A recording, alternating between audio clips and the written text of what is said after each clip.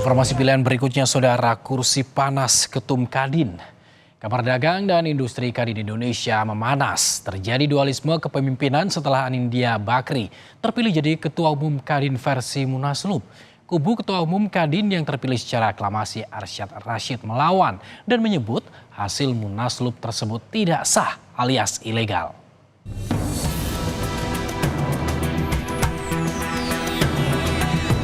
Panas. Kursi Ketua Umum Kamar Dagang dan Industri Kadin Indonesia jadi rebutan. Kubu Arsyad Rashid melawan hasil Munaslup yang menetapkan Anindya Bakri sebagai Ketua Umum Kadin periode 2024 hingga 2029 karena dinilai tidak sah alias ilegal. 3 serikat buruh terbesar di Indonesia pun mengambil sikap terhadap kisruh yang terjadi di tubuh Kadin Indonesia.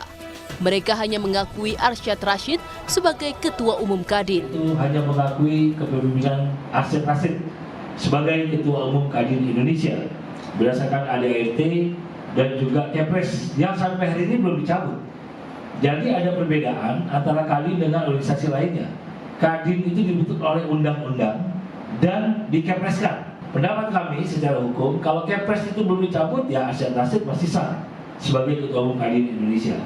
Dan kami juga meminta dengan tegas kepada pemerintah untuk tidak ikut-ikutan dalam konflik Kadin tersebut.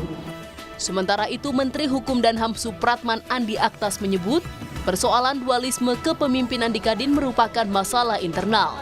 Ia mengatakan, pemerintah tetap akan mengikuti hasil Munaslup Kadin yang mengangkat Anindya Bakri sebagai Ketua Umum menggantikan Arsyad Rashid. Kami ikut sesuai dengan aturan dan ini menjadi kehendak bagi seluruh mayoritas pengurus Kadin daerah, provinsi, dan pemerintah dalam hal ini tentu akan ikut dengan keputusan yang dihasilkan oleh teman-teman di Kadin.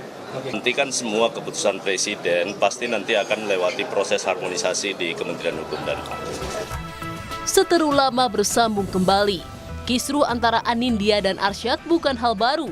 Bermula pada tahun 2021 saat kedua nama ini muncul jadi kandidat Ketua Umum Kadin menggantikan Rosan Ruslani. Tim Liputan Kompas TV.